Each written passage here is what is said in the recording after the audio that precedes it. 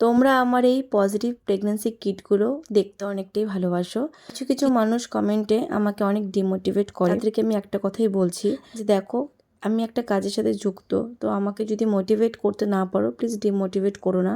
আমি কখনোই কাউকে বলি না যে তোমরা ডক্টরের ট্রিটমেন্ট নেবে না, আমার ট্রিটমেন্ট নেবে।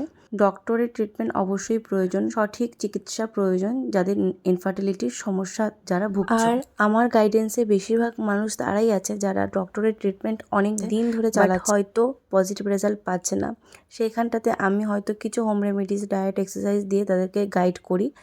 অনেকেই তার থেকে কিন্তু সুখবর পেয়ে গেছে। এটুকু করে যদি আমি কারো মুখে হাসি ফোটাতে পারি, তোমরা কেন এটাকে ডিমোটিভেট করো আমি বুঝতে পারি না। আমি হয়তো বা কোনো ভুল কাজ করছি না, আমার সেটা মনে হচ্ছে না, তোমাদের সেটা কেন মনে হয় সেটা আমি বুঝি না।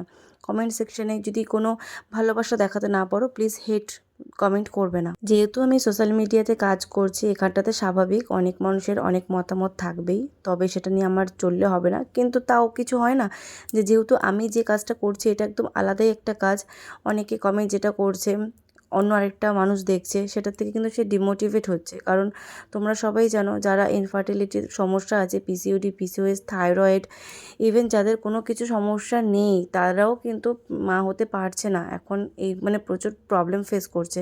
তাদেরকে একটা কথাই আমি বলবো যে সবাই নিজেদের লাইফস্টাইলটা চেঞ্জ করো, তোমরা নিশ্চয়ই পজিটিভ রেজাল্ট পাবে। এই নাম্বারটাতে আমার সাথে হোয়াটসঅ্যাপে কন্ট্যাক্ট করতে পারো, শুধুমাত্র মেসেজ করবে, কেউ কিন্তু ফোন করবে না। সবাই ভালো থাকবে, সবাই সুস্থ থাকবে।